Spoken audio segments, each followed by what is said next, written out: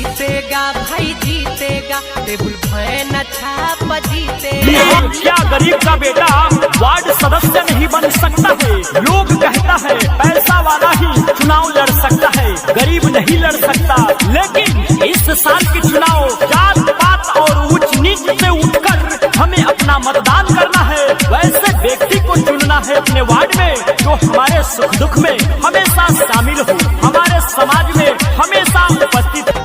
Table fan छाप पर button तू दबाई है भाऊजी, तबे हो तो गाँव भर में विकास।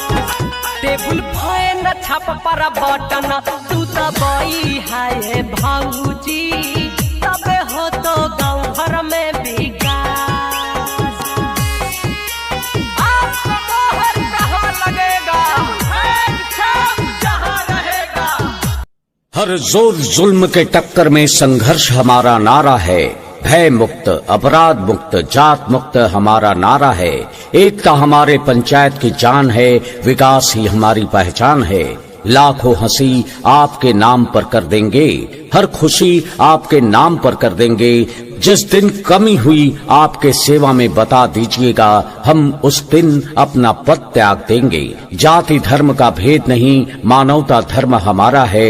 अमीर गरीब एक समान यही होगी। आपका मोहर कहाँ लगेगा, फैन छाप जहाँ रहेगा। गली गली नाली सोलिंग देथिन गे दीदी, देथिन बिरधा पे नशा। हे चाची, गली गली नाली सोलिंग देथिन जी चाचा, देथुन बिरधा पे नशा।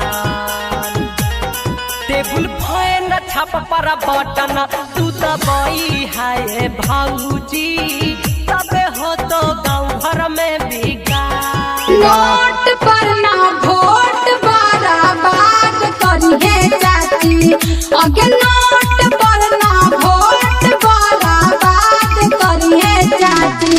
से अब की हमार भैया के जिंदाबाद करिए चाची, से अब की हमार दीदी के जिंदाबाद